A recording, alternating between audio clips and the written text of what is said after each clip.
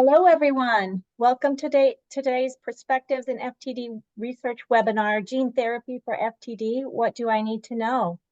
This webinar is being presented jointly by the Association for Frontotemporal Degeneration and the FTD Disorders Registry.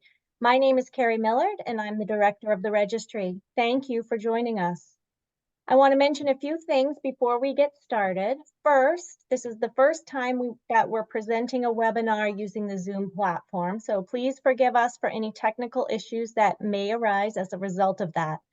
Also, we have the audience muted throughout the webinar to keep the background noise to a minimum.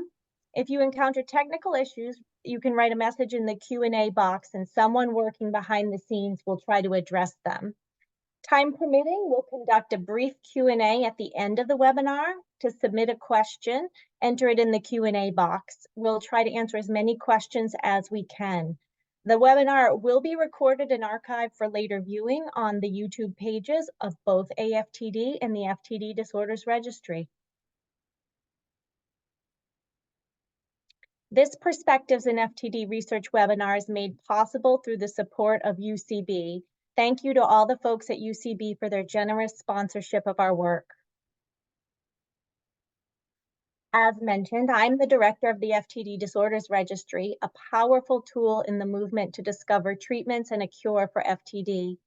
The registry relies on stories of people like you, persons diagnosed with FTD, current and former caregivers, family members, and friends. Your stories and experiences will help to spur innovation that will lead to effective treatments and therapies. If FTD has touched your life in some way, I strongly encourage you to join the thousands of people who have already signed up for the registry. Registration allows you to receive periodic news, FTD research updates by email, as well as notifications to participate in surveys and research studies to help further the science of FTD. Finally, the AFTD is planning the next AFTD Education Conference, which will take place Friday, May 3rd in Houston. This annual conference brings together persons affected by FTD, experts in the field, and other healthcare professionals for a full day of learning and connection. If you can't make it to Houston, you will also be able to follow along with the live stream, and many sessions will be recorded for later viewing. Visit the link on the screen to receive an email when registration for the conference opens in February. And now I'd like to introduce our guest presenter. Dr. Rebekah Ahmed is a staff specialist neurologist at the Royal Prince Alfred Hospital and the University of Sydney, where she directs the multidisciplinary memory and cognition clinic. Her PhD focused on eating and metabolic abnormalities in FTD and ALS. She is a clinician scientist with her research focusing on metabolic biomarkers and neurodegeneration. She runs a number of clinical trials in Alzheimer's disease and gene therapy in FTD. She is the co-block chair for neurology in the University of Sydney Medical Program. Dr. Ahmed, welcome. Thank you, Carrie, and welcome everyone to the webinar. So I'm just going to share my screen.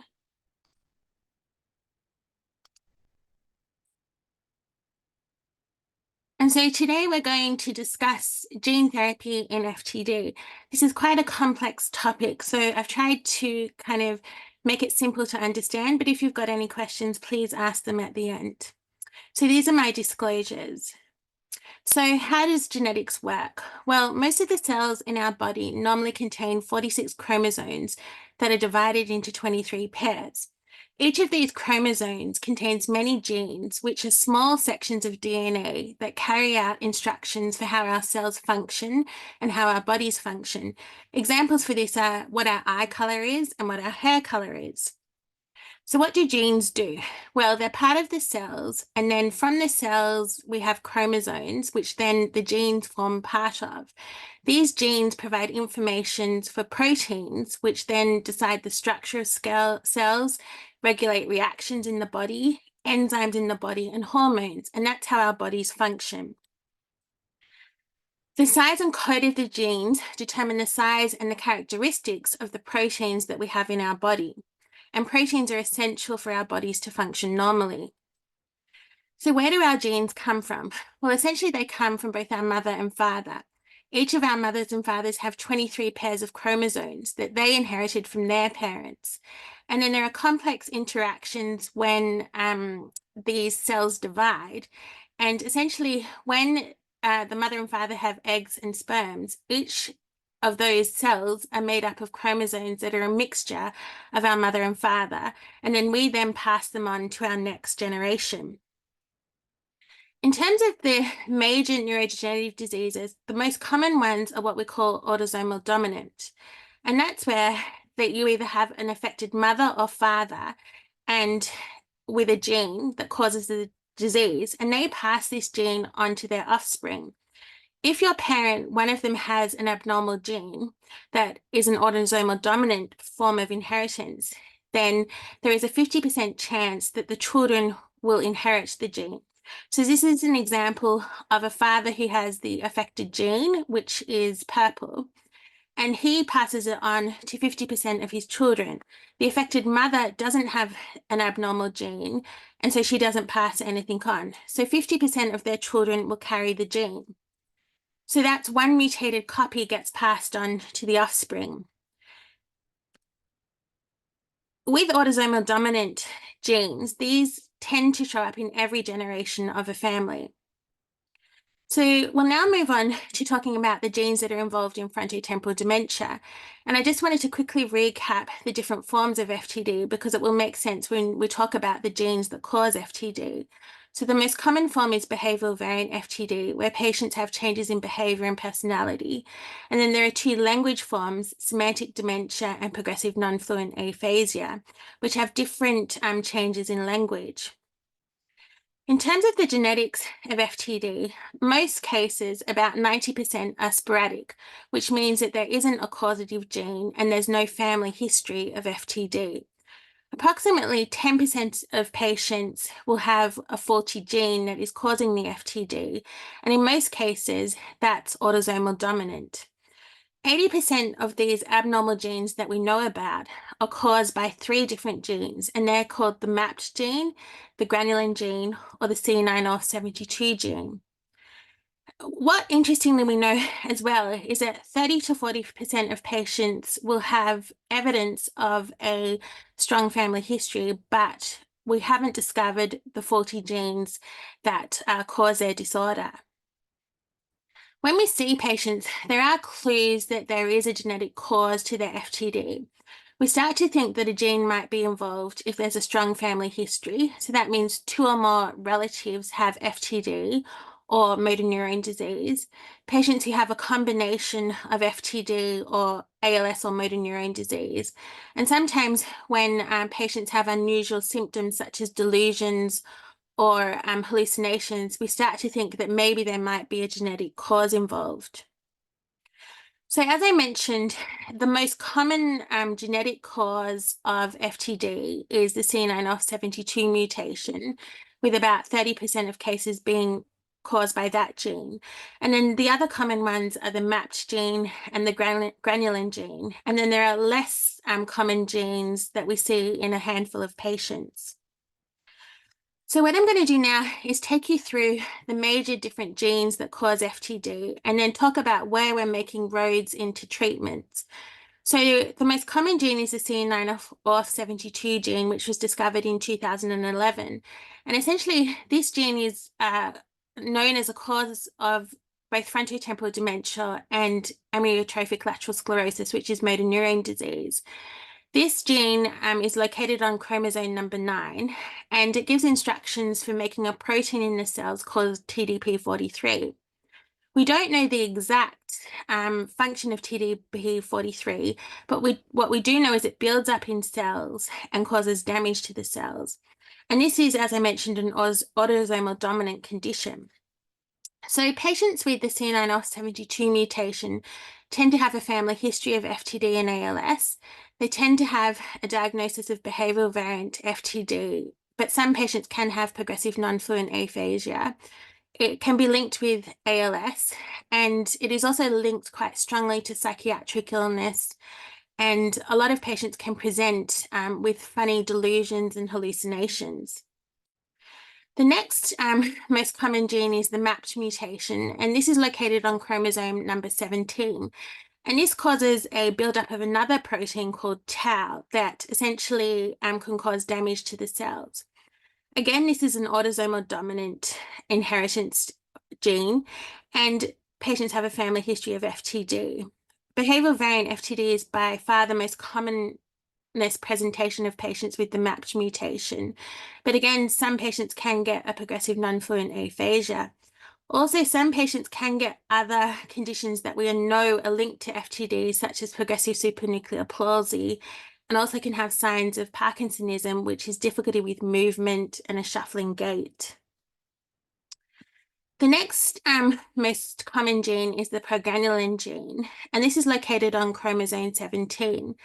And again, this causes a buildup of TDP43.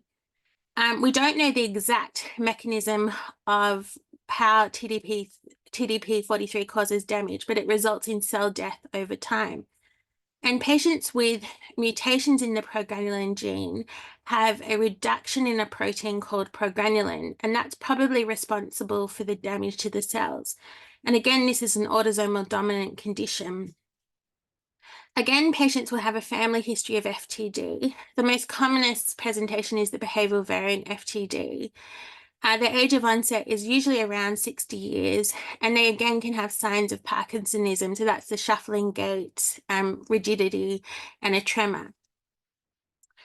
So probably in the last 5 years, there's been a real interest in how gene therapy can be used to treat these conditions in patients who have an abnormal gene. So gene therapy is a treatment that modifies a person's genes to delay or cure a disease. And they work by several mechanisms. What we can do is we can replace a disease-causing gene with a healthy copy of the gene, or we can inactivate a disease-causing gene so it's not functioning properly, so it can no longer cause damage, or we can introduce a new or modified gene into the body to help treat a disease. So there are different types of gene therapy, and it gets quite complex. But essentially, the different types of gene therapy include what we call plasmid DNA, where essentially we introduce a DNA molecule that carries a good gene into the human cells to replace the abnormal gene. We can also use what we call viral vectors, which is essentially when we get a virus and we put a normal gene in that virus and then introduce the virus into the body, and the virus carries the good gene into the human body to replace the abnormal gene. The virus doesn't cause any damage to the body. We can do this as well with what we call bacteria vectors. So take a bacteria and put a gene into it and use it as a way to introduce the good gene into the body. We also have what we call human gene editing technology, where we can disrupt a harmful gene and repair a harmful gene. And then the last type of gene therapy that's currently being researched and used is what we call cellular gene therapy, where we remove a group of cells from the body. So that can often be blood and lymphocytes.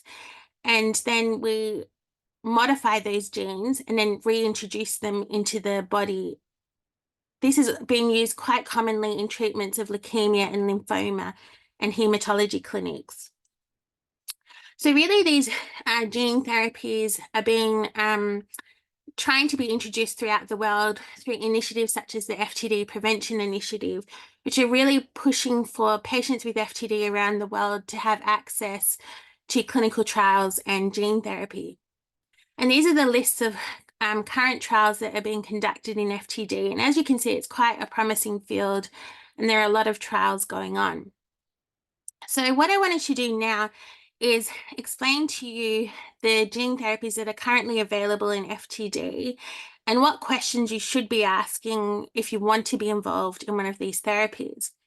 So the main trials currently for FTD gene therapy involve the progranulin gene.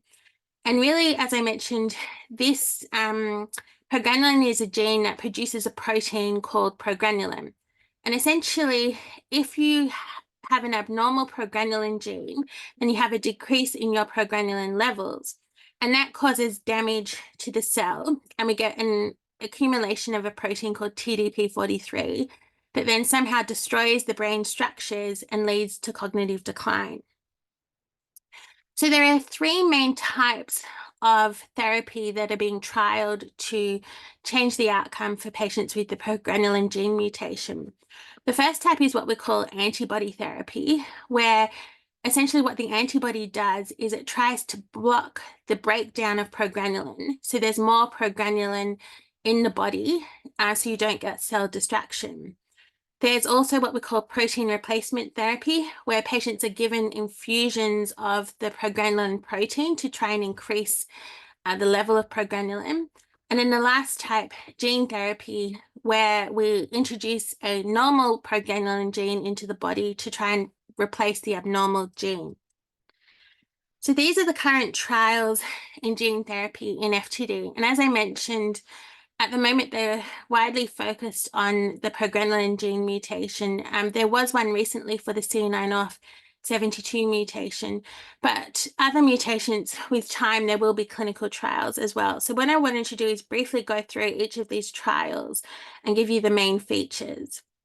So the first set of trials for progranulin involve viral vectors. So as I mentioned, this is where you take a new gene that we've manufactured outside the body. They put it in a viral vector. So the viral vector is like a car or a transport vehicle that then is introduced into the body. And essentially, the hope is that the body takes up this virus and introduces the new gene into the cells. The virus is inactivated when it enters the body, so it doesn't cause any damage to the human body. It's then hoped the gene is introduced into the cells and then it replaces the abnormal gene. There are different ways of introducing viral vectors.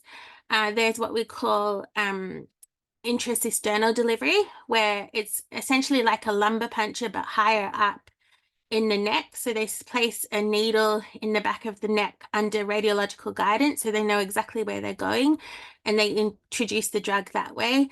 There are ways where they can introduce it directly into the brain. There are trials going on, for example, in other conditions where they give it through a nasal spray and also intravenously through a drip into the arm. So the first study in FTD is a study by Eli Lilly called the PROCLAIM study, where they're using viral vectors. And essentially they're using the virus adenovirus number 9 to introduce the normal progranulin gene into the body. This involves a cisternal puncture, so that's the puncture at the back of the neck, and patients have to undergo an anesthesia to deliver the drug and usually stay in hospital overnight. And all of these studies are very similar, that you have to usually be aged between 30 and 80 years. You have to have a mutation in the granulin gene, and also have a study partner who can help you through the study. The second viral vector study that's available is called the Passage Bio study. And this is called the UPLIFT-D study, which is investigating gene therapy that, again, is associated with a viral vector, but this time they're using adeno-associated virus number 1. So these viruses have different names, but they're using that virus to introduce a normal granulin gene into the body.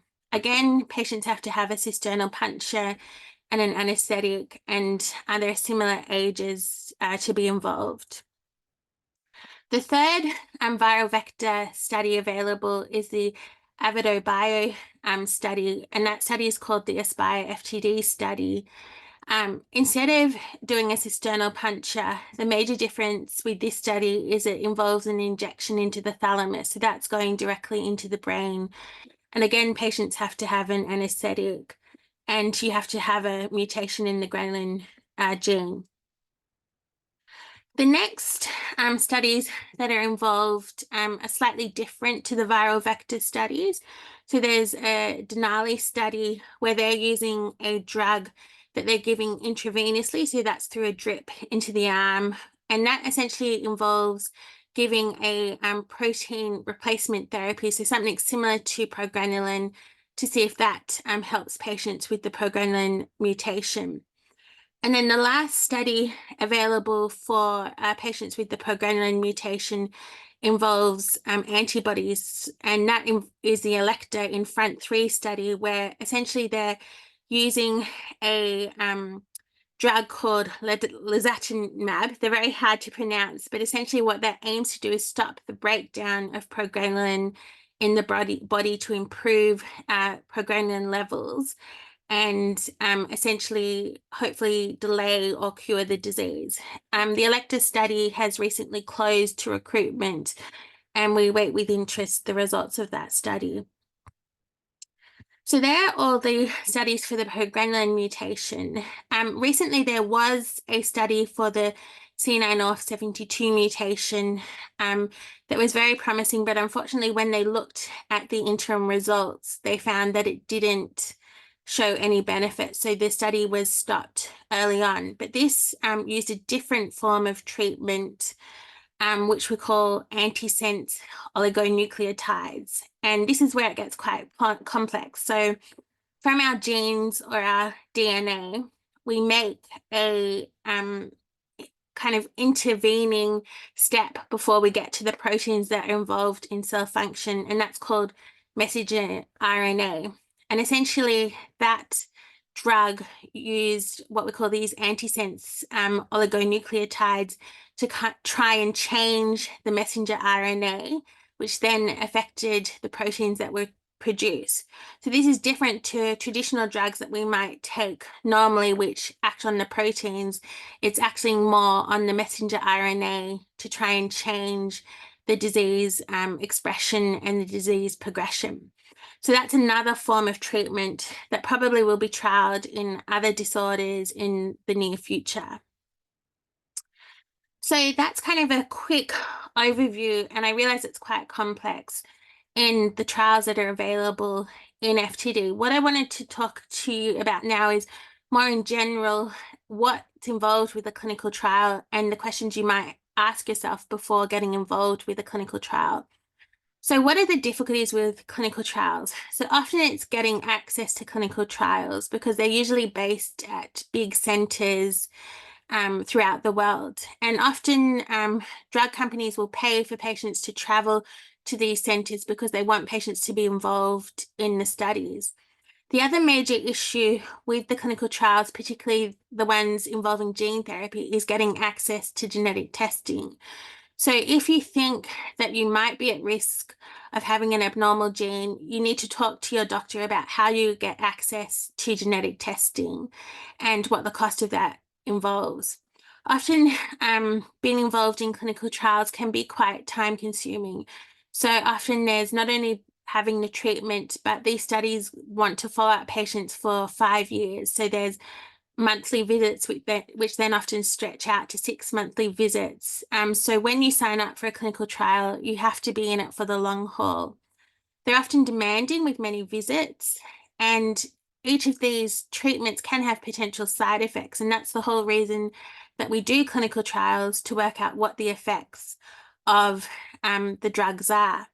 Also, particularly with gene therapy, because we're introducing something that's not normally in the body can often see it as foreign, and so then develop what we call an immune reaction. So often when you're involved with these gene therapy trials, you have to be on immune modulating therapy, at least for the initial period, up to about 3 months, to make sure that your body doesn't reject the treatment and there's no harmful effects to your body. But on the flip side, there are a lot of benefits for clinical trials. So there's access to a new treatment, and often these treatments are cutting edge. You often get much more intensive management by your clinic because you get to see the doctors much more often and often learn about the different therapies that are available. A lot of the clinical trials as well in screening will offer people access to genetic testing. So that's one way that you can get access to genetic testing if you're screened for one of these trials. They provide you with the most up-to-date science, and often as well there's also a feeling that you're helping discover what might be causing FTD and also helping future generations with potential treatments. So if you want to be involved in a gene therapy trial, the questions to ask are, is it likely that I have frontotemporal dementia that is caused by a mutation or might be carrying an abnormal mutation? And that's something you really need to discuss with your doctor and look at your family history. Are there other people in your family that might have had FTD? In previous generations, because we didn't know much about FTD, often people were given other diagnoses such as psychiatric illnesses and Alzheimer's disease. Ask your doctor, how do I access genetic testing? Genetic testing is not something that we do quickly or just kind of as one test, because it does have implications for your family. So if you, for example, were to test positive for a genetic mutation, it does have implications that your children and potentially your siblings could also carry the gene. And that has implications for planning families in the future, things like life insurance. So it's something that you really need to discuss with your doctor and also with your family as well, to make sure that everyone's on board if you undergo genetic testing. The other kind of question to keep in mind with the gene therapy trials is, often if you participate in one trial, you're not eligible for other trials in the future if new treatments become available. So that's something just to keep in mind, that the trial that you choose, this might be your kind of one shot at treatment. So you need to make sure that you understand that with your doctor and kind of what other trials might be out there. On the flip side of that is that often trials take years and years to come on board. So I wouldn't necessarily wait for another trial if you got offered a trial currently. It's also important to discuss with what trials might be coming up with your physician. And then there will be the majority of people that actually don't have an underlying mutation that causes FTD. And then you should have a discussion with your doctor about what other trials might be available for you with FTD. In Australia, we have other trials for people who don't have a genetic mutation. So that's something to keep in mind as well. There are often a number of good resources to look at, including clinicaltrials.gov, which lists all the different trials that are available around the world. And of course, the Association for Frontotemporal Dementia can also provide useful links and information. So that's a quick overview of the current state of gene therapy and FTD, and I'd be happy to answer questions at the end. Thank you.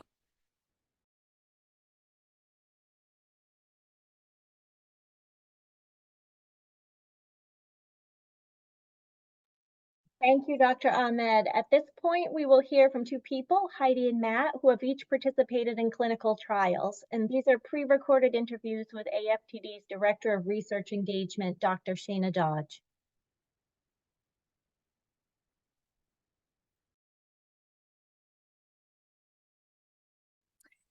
Good morning, Heidi. Thank you so much for joining me.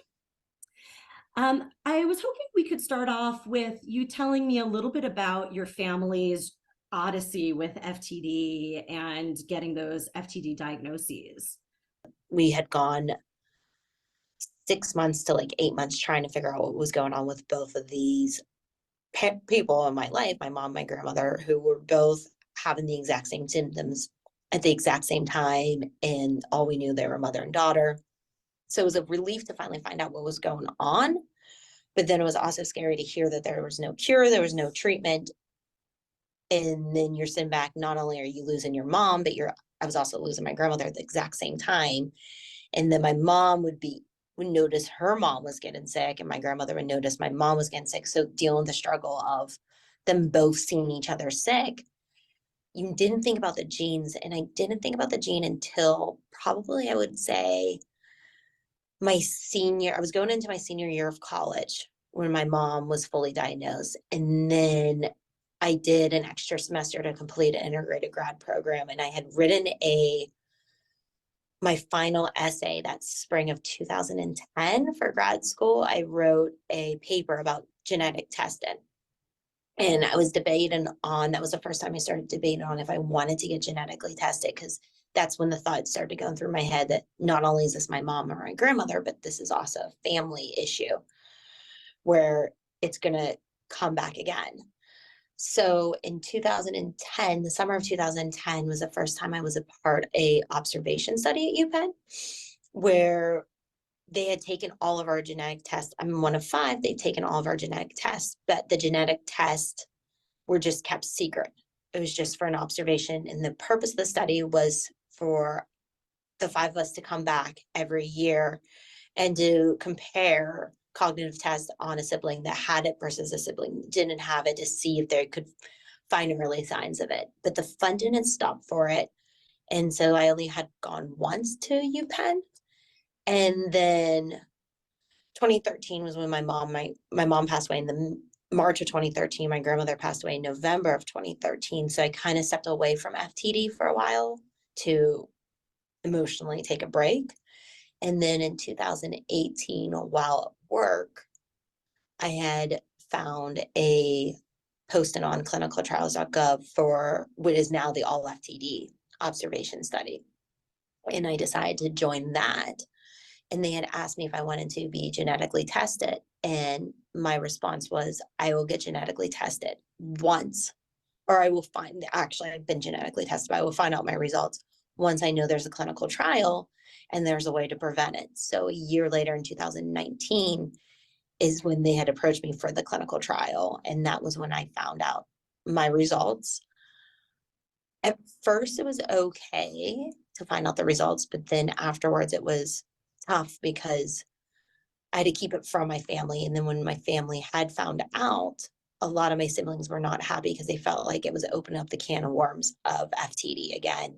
And I think the hardest, when it really hit me that it was real, that I had the gene, after I found out the results, I felt fine with it until I went in for the screening visit. And when I went in for the screening visit, I had to get a spinal tap to get that baseline spinal fluid drawn.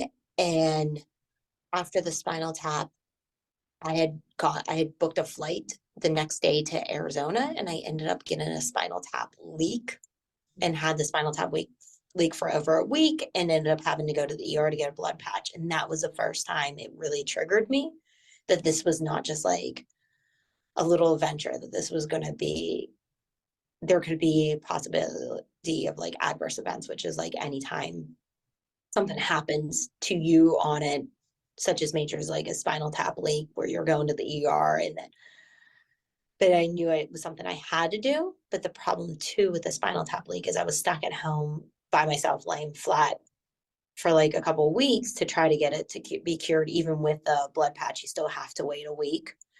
And I couldn't open up to my family what was going on. So when my family figured it out, I did have one sibling that had stopped talking to me for 8 months, just to kind of, because they needed to process the information.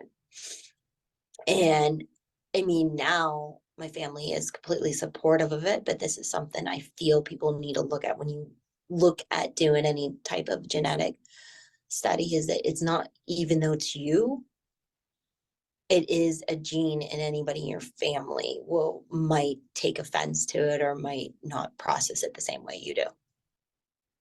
Yeah, thank you for sharing that. And you do point to how complicated this all is and how it's a series of different decisions, not just one single point. Can you talk a little bit more about why you decided to enroll in a clinical trial? You've talked about, lumbar punctures, and there's all kinds of other things that go into that. It's not an easy thing to participate in. What drove you to do that and stick with it? For me, it was one of those things where I was tired of no longer knowing 50-50. Do I have it or do I not? And I'd rather know 100% or 0%. And knowing 100%, I'm still at a young, healthy age where if I could change my lifestyle and my mindset, it could help deal with the stress of having the gene trigger, as I call it. So for me, it was preventative for my own health, but it was also, I have several nieces. I have a lot of nieces and nephews. As I mentioned, I'm one of 5. So I didn't just look at myself. I also felt with the guilt that I couldn't save my mom nor my grandmother, but if I couldn't save them too, I could at least save my siblings, or I could save my nieces and nephews or the next generation. And then I had also gone on Facebook and I looked at, because not only my grandmother had it, but several of her siblings had also had it. It was just misdiagnosed back in the days. So I went on Facebook and looked up like her siblings' grandchildren and how many kids they had. And I made a list of how many people in my family could benefit from this decision. And then the final factor was I was on the phone with my dad and I asked him, I was like, what do you think mom would do? And his response was she would 100% choose to do it. So that was the final factor, was it was something my mom would do. So it was a way I could like carry on her legacy. That's But beautiful. Thank you. You're welcome. I guess finally, if there's other people, watching this video who are wondering if they should participate in a clinical trial for an FTD gene, or whether they should get genetic testing, counseling, is there any advice or anything you would recommend to people that are in that position and kind of trying to make these decisions? I would recommend, like, definitely do a pros and cons list. It's not something that like you don't need to make the decision today or tomorrow. Like it can take, I mean, originally when I thought about genetic testing, I was gonna wait till I like got married and was thinking about having kids. But as I got into my 30s more, I was like, wait a second, maybe it's better to figure out before. It's just whenever you're mentally ready, but also make sure you have things lined up, like look into insurances, look and have your insurance line, your life insurance set. Look into that, maybe even talk to, I just thought about this now, maybe even talk to a lawyer to understand like how to set up power of attorney later on, or look into what you would need to do, because you might, so that way you have that set mentally and have your everything ready, but then also talk to a therapist before and have that therapist on hand as you go through. I didn't start using a therapist till I found out, but I wish I would have done one before to help with the process of finding out beforehand. So that way you have, because you have different stages, you have the process of debating on doing it. You have the process of finding out. Then you have the process of being able to live with knowing. And then if you're on a clinical trial, when you first get the drug, and then after the drug, give the days that you do, if you do a clinical trial, give the date, let yourself have a breather for the clinical trial. Well, thank you so much. I really appreciate you sharing your story and everything that you and your family are doing to help us get closer to a cure for FTD. Yeah.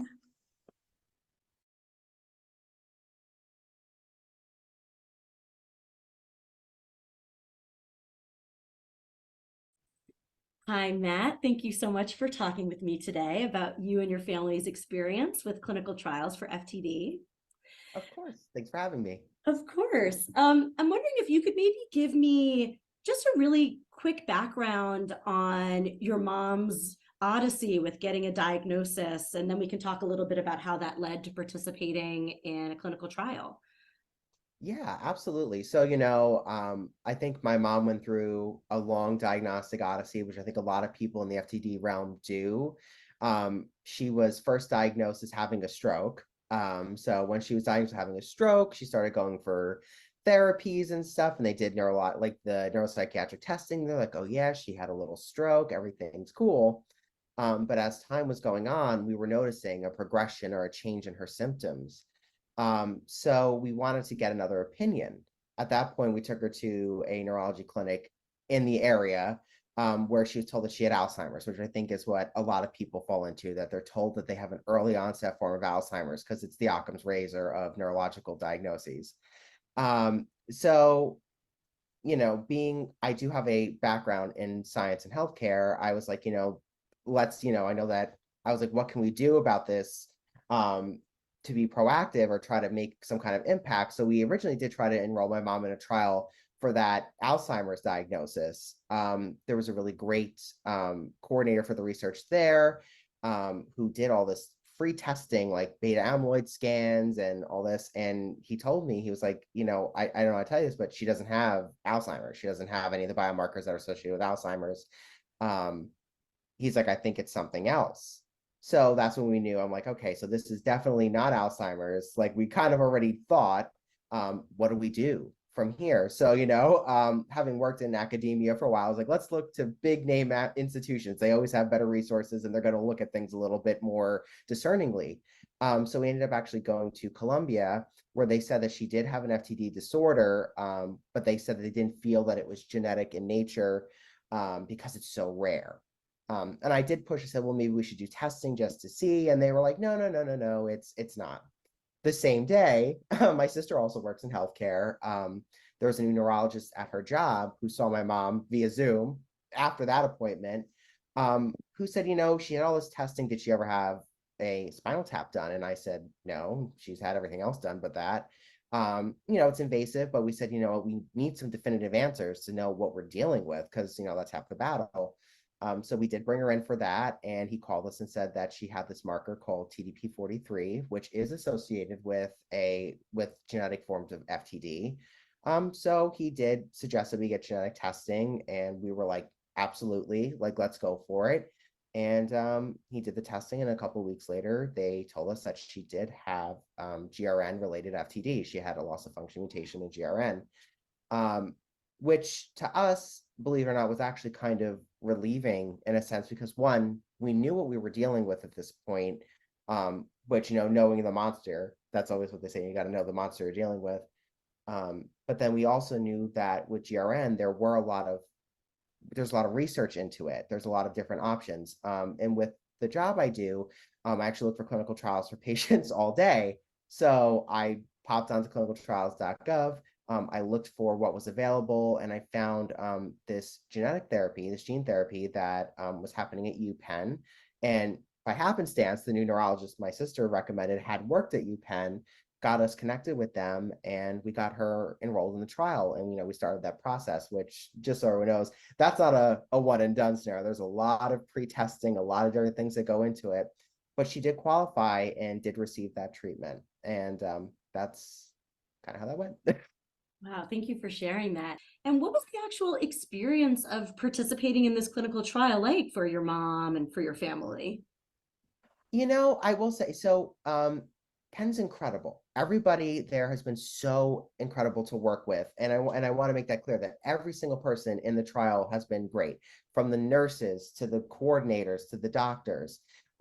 Does that mean that it's always going to be rosy for you as the family member? Absolutely not. People, I don't think, always know that when you go into a clinical trial, you can go and see like, oh, do I qualify? Yes or no. There's a lot of other testing that needs to be done, and like protocol specific things that may disqualify you. So it is definitely nerve-wracking in the beginning when you're like, am I going to qualify? Am I going to be able to get this therapy? Because not everyone, in the research setting, they're looking for kind of like these optimal patients that they're using, this optimal like group of patients. And there's a lot of things that they could say, no, they're not eligible, they're going to throw off our data. So that beginning portion is really, waiting for all the different tests to come in and asking like, does she still qualify? Yes. Does she still qualify? Yes. Does she still qualify? Yes. So yeah, every person we worked with was incredible and is incredible, because my mom is still alive and still participating. And we love them and they love us. We think we know. I'm just kidding. But yeah, there is a lot of uncertainty even in that setting. I mean, the whole idea of a trial is uncertain, but getting in and participating is also uncertain. So it's always important to be aware of that aspect of it. But if you want to go for a trial, absolutely do it and go for it, because it's how we're going to find an answer for what's going on or find a meaningful treatment. That's great to hear. And so it's interesting to hear, a lot of it is decision making on you and your family's part about deciding, do I want to participate in a trial, which one? But there are some aspects that are out of your hands in terms of whether, you'll qualify. Are there other things that maybe you had wished you had known, or that you would recommend to other families or people diagnosed with FTD that are considering participating in a clinical trial that's for a specific gene? Yeah, I think one of the things is like, we were not, so as I said, I work in healthcare, so I was a little bit knowledgeable about this stuff already. I think what's important to know is that, doing the trial is going to really, as I said, help us find meaningful treatments, but it depends upon what phase you are in the trial and how open they are. You may not always get a lot of feedback about what's going on. Like, you will get clinical feedback from the doctors, of course, like, this is how things are going from the clinical standpoint, but they may not be able to fully answer some of your questions about, like, oh, like, is this biomarker where it needs to be? Is this level where it needs to be? Like, is this good? Is this bad? There is a lot of ambiguity because this is pretty groundbreaking stuff. So there's a lot of there's not really answers for the questions you may have. So it's important to know that going into this, a lot of times these trials make scientific sense. They've tested them in other animals and stuff, or other models to be like, yes, it does have some kind of beneficial effect. But doing it in humans, we really don't know what's happening. That's why we're doing the trial. So that ambiguity can be hard to deal with, but at the same time, it's really, again, the only way we're going to be able to move forward. Thank you. And I guess finally, is there anything else that I haven't asked that you would just want to share, either about you and your mom's experience with this research, or anything that other people should be considering when they're thinking about participating in research? Yeah, I think, it's always important to know what you're dealing with. So if you are faced with a genetic FTD syndrome, understand like what your gene is, what it does, how it works, and what it could lead to. And then, so knowing that information, and then also knowing that, there is a lot of research being done, and that there are options that are becoming available. And like, I don't want to be like the person's like, go and do it, but I know if it were me, if it were in my shoes, like if I were to get tested and know that I have this genetic mutation, I don't know that, just as an FYI, I would do it because I know that I want to have available options to me, and that things aren't so hopeless. That's the thing too. I want people to know things aren't so hopeless, that we are making a lot of progress, and, knowing what you're dealing with, looking for those available things, and always ask healthcare providers, push them a little bit. Don't be afraid to push healthcare providers for more information. Be like, if you are concerned about a diagnosis you have, get a second opinion. If you know what you're dealing with, but you don't feel like they're giving you enough information, say like, hey, like, are there clinical trials? If not, can you show me how to look them up myself? Be an information seeker. That's really what's going to help in the long run, because knowing the monster you're dealing with is how you're going to defeat it. Thank you so much for sharing your story, and for you and your family contributing to the science of FTD.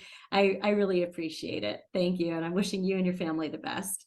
Of course, thank you. And thank you again for having us and letting us, speak on this. It's important that people know what, the reality of these situations. Thanks.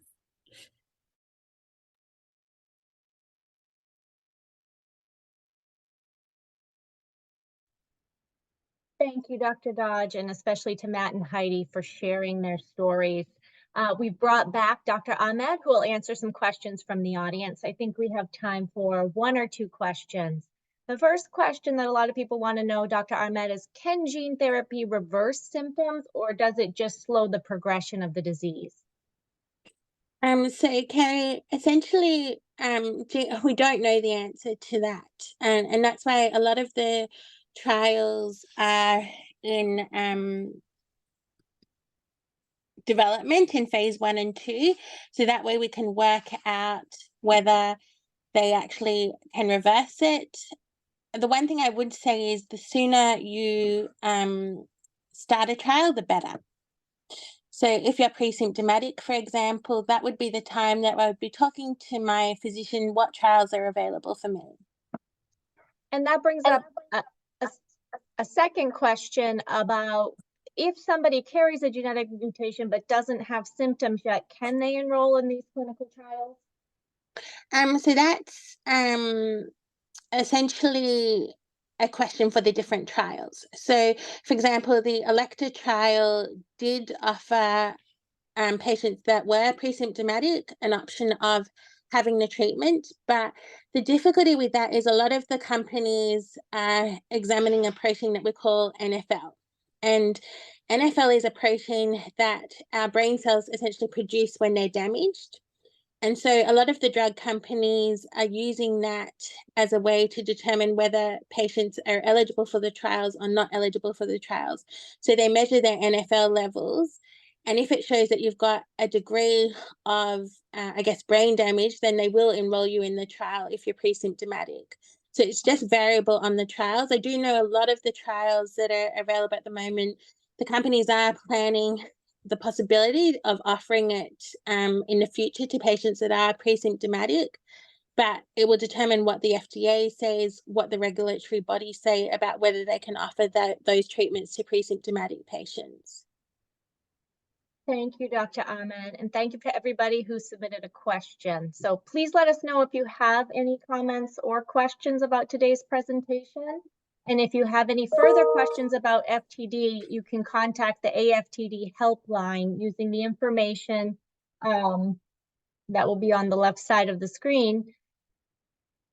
And to be sure to sign up for the FTD Disorders Registry if you haven't already. Visit ftdregistry.org to learn more. Thank you.